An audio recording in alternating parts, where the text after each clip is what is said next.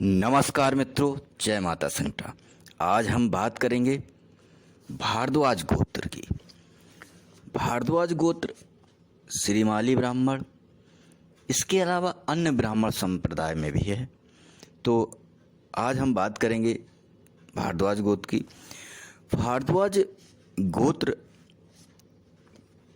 का संबंध अंगिरस ऋषि से है।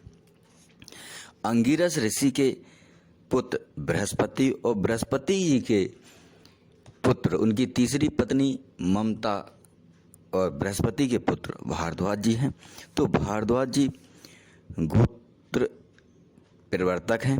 तो भारद्वाज जो ऋषि थे, भारद्वाज ऋषि का जो जन्म है वो बृहस्पति और उनकी तीसरी पत्नी ममता से उनको हुआ है। और वाल्मीकि रामायण के अनुसार जब किरात ने क्रौंच पक्षी का वध किया, उस समय भगवान वाल्मीकि के साथ भारद्वाज ऋषि थे। भारद्वाज ऋषि को वाल्मीकि ऋषि का शिष्य कहा गया है। यह प्रयाग के रहने वाले थे, प्रयागवासी थे। ऐसा माना जाता है कि प्रयाग की जो रचना है भगवान विष्णु ने की। जिस प्रकार काशी भगवान शिव से संबंध रखती है, इस प्रकार प्रयाग भगवान विष्णु से संबंध रखता है। और जो भारद्वाज ऋषि थे, इन्होंने विमान शास्त्र की रचना की। आयुर्वेद इन्होंने इंद्र से सीखा। व्याकरण में अगर हम बात करें तो ब्रह्मा, बृहस्पति और इंद्र के बाद ये चौथे नंबर पर व्याकरण शास्त्र के ज्ञाता हैं। आयुर्वेद शास्त्र के भी ज्ञाता हैं। च्यवन ऋषि के बाद इनकी सबसे ज़्यादा आयु मानी जाती है। तो भारद्वाज ऋषि एक प्राचीन ऋषियों में विशेष ऋषि हैं।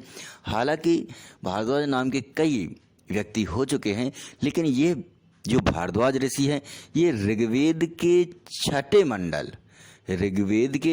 मंडल के मंत्रों के रचनाकार हैं। और आपको बता दें कि ऋग्वेद में 2 से लेकर 7 मंडल प्राचीन है, उसके बाद में जोड़े गए हैं। तो ये अति प्राचीन मंडल ऋग्वेद से इनका संबंध, ये बात तो प्रमाणिक तौर पर है कि ये अति प्राचीन ऋषि हैं और सृष्टि के आरंभ के ऋषि इनको कहा जा सकता है। जब सृष्टि का प्रारंभ, क्योंकि जो ऋग्वेद है, ऋग्वेद की 5 संहिताएं और 21 शाखाएं थी। वर्तमान में एक ही शाखा आशुलायनी है, बाकी शाखाएं कहीं आक्रमणकारियों द्वारा नष्ट कर दी गई, या शास्त्रों को जलाने में नष्ट हो गई, या सनातन धर्म की सही से व्याख्या न हो पाने के कारण वो कहीं विस्मृत हो गई। खैर, अब हम आगे बात कर रहे थे भारद्वाज ऋषि की। तो भारद्वाज ऋषि विमान शास्त्र की बात कर रहे थे। तो विमान शास्त्र का संबंध भारद्वाज ऋषि का जो पुस्तक है विमान शास्त्र, वो महान पुस्तक है। हमारे समाज में सनातन धर्म की सही व्याख्या न होने से, विज्ञान की सही व्याख्या न होने से बड़े दुख की बात है कि हमारे यहाँ बहुत कम ही लोग इस बात को जानते हैं कि जो उनकी पुस्तक है विमान शास्त्र, उसमें विमान के बारे में और लड़ाकू विमान के बारे में, खोजी विमान के बारे में, विमान को कैसे अदृश्य किया जाए, ऐसी शक्ति के बारे में उसमें वर्णन है। तो ये विमान शास्त्र के आधार पर, विमान शब्द जो है वो वास्तव में सनातन धर्म से, संस्कृत भाषा से संबंधित है। उसके बाद विमान शब्द पाश्चात्य जगत में गया। तो हमारे यहाँ जो पुष्पक विमान वगैरह का वर्णन है वो निश्चित तौर पर सत्य है। और अमेरिका की जब आर्मी हिंदू कुछ पर्वत पर पहुंची तो वहाँ पर उनको एक विमान जैसे ही आकार की कुछ चीज़ें मिली, तो उन्होंने इस बात का आइडिया लगाया कि शायद ये प्राचीन काल का कोई विमान रहा होगा। खैर, अब हम बात कर रहे थे भारद्वाज ऋषि की। तो भारद्वाज ऋषि के लगभग 11 पुत्र पुत्रियां थीं। उनमें से द्रोण, गर्ग ऋषि, कात्यायनी, इलावती आदि प्रमुख हैं। और भारद्वाज गोत्र के 3 परिवार हैं, अंगिरस, बृहस्पति और भारद्वाज। अंगिरस इनके पितामह हैं, भारद्वाज ऋषि के पिता बृहस्पति हैं। तो ये 3 परिवार हैं। परिवार का संबंध सदैव जो वेद शाखाओं से होता है। तो अंगिरस जितने भी आप प्राचीन आगम साहित्य को देखेंगे, उन आगम साहित्य का संबंध तांत्रिक साहित्य से, उसको जितने भी देखेंगे उसमें अंगिरस का प्रमुख संबंध है। तो अंगिरस बहुत विशेष ऋषि है। तो इसमें 3 शाखाएं हैं, 3 प्रवर हैं, अंगिरस, बृहस्पति और भारद्वाज। इसमें वेद, चारों वेद हैं। ये बात देखने वाली है कि जो भारद्वाज गोत्र में ऋग्वेद, यजुर्वेद, सामवेद, अथर्ववेद, अर्थात इसमें यह गोत्र जो है वो निरंतर प्राचीन काल से, जब ऋग्वेद चला, ऋग्वेद कंटिन्यू महाभारत काल तक चलता रहा, उसके बाद उसमें कई खंड हो गए। ऋग्वेद की जो बातें हैं, जिन बातों को हमें कैसे बोला जाए, ठीक है ना, कैसे बोला जाए, वो बात सामवेद में बताई गई है। और ऋग्वेद को अपने जीवन में कैसे उसका अनुपालन किया जाए, कैसे कर्मकांड किया जाए, उसका संबंध यजुर्वेद से है। और बाद में फिर अथर्ववेद भी जोड़ा गया। वास्तव में वेद 3 ही हैं, और वो भी 3 का अगर देखें तो वास्तव में एक ही ऋग्वेद है। उस ऋग्वेद से संबंध करके उन 3 को डिवाइडेशन कर दिया गया है। ये डिवाइडेशन बिल्कुल कलयुग से संबंध है। कलयुग जैसे आया तो जैसे लोगों में पृथकता आ गई, जातियों में पृथकता आ गई, उसी तरह से शास्त्रों में भी पृथकता आ गई। खैर, तो यहाँ पर जो 4 शाखाएं हैं, तो ऋग्वेद, यजुर्वेद, सामवेद, अथर्ववेद।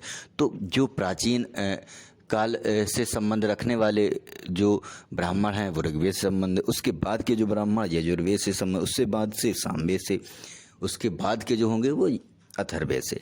अब हम बात कर रहे थे सूत्र। यहाँ पर जो शाखाएं, उन शाखाओं से सूत्र कौन कौन से संबंध, यहाँ पर प्राचीन देखिए आप, लाटायन, लाटायन का संबंध ऋग्वेद से है, यजुर्वेद कात्यायन, आपस्तम सामवेद से, और अर्वटक अथर्ववेद से। तो इसके बाद अगर हम बात करें सर्म का यहाँ जो संबंध है वो सर्म शिव है। और अब बात करते हैं बहुत महत्वपूर्ण बात कि भारद्वाज गोत्र की जो कुल देवी हैं वो कौन है। भारद्वाज गोत्र की कुल देवी बंधुक्षणी माता है, बंधुक्षणी माता हैं। और जो बंधुक्षणी माता हैं, श्रीमाली ब्राह्मण समाज में बंधुक्षणी माता साविंदर भीनमाल में हैं, वहाँ पर जाकर इनके दर्शन किए जा सकते हैं। इसके बाद बात करते हैं शिव की। तो कुल देवी बंधुक्षणी माता के जो शिव हैं वो नवलक्षेश्वर या नवलखेश्वर, बाद में उनको नवलखेश्वर कहने लगे, नवलक्षेश्वर हैं। और यह जो खारी रोड पर भीनमाल में स्थित हैं, वहाँ पर जाकर इनके दर्शन किए जा सकते हैं। विनायक धुर हैं और भैरव इनके ईशान हैं, और यक्ष रामेश्वर हैं। अब अगर हम बात करें श्रीमाली ब्राह्मण में, तो जो आवंटक हैं या हम ये कहें कि जो उपाधियां हैं, तो उसमें ओझा जो भोपाल से संबंधित हैं, ओझा जो नौलखा संबंधित हैं, व्यास भोपाल संबंधित हैं, व्यास नौलखा संबंधित हैं, जोशी भोपाल संबंधित हैं, तिवारी भोपाल संबंधित हैं, और तिवारी अनामड़ा से संबंधित हैं, जो भोजा से संबंधित हैं, दवे लोग निर्णायका से संबंधित हैं, फाड़िया, दवे, नरेचा, बोरापेटा, ये सब संबंधित। जब ये बातें लिखी गई तो जो लोग उससे संबंधित थे उन्होंने लिख दिया, लेकिन वास्तव में भारद्वाज ऋषि का संबंध उत्तर प्रदेश और मध्य प्रदेश से है, क्योंकि भारत जो प्रयाग है उसी संबंधित है। तो यहाँ पर जो लोग हैं, ठीक है, उनका भी संबंध भारद्वाज ऋषि से है। और वो यहाँ पर मध्य में होने के कारण अब देख रहे हैं इसमें भोपाल का भी जिक्र आया है, क्योंकि इसमें जो बातें लिखी गई वो श्रीमाल पुराण के अंतर्गत लिखी गई हैं। और श्रीमाल पुराण में जो उत्तर प्रदेश वगैरह में का यह तो जिक्र है कि उत्तर प्रदेश के 10,000 श्रीमाली ब्राह्मण जो कानकुब्ज क्षेत्र से वहाँ पर गए थे, वो उसके बाद फिर लौटे। उसके बाद महाभारत काल में भी श्रीमाली ब्राह्मण लौटे, तो उनके बारे में इसमें कम वर्णन है।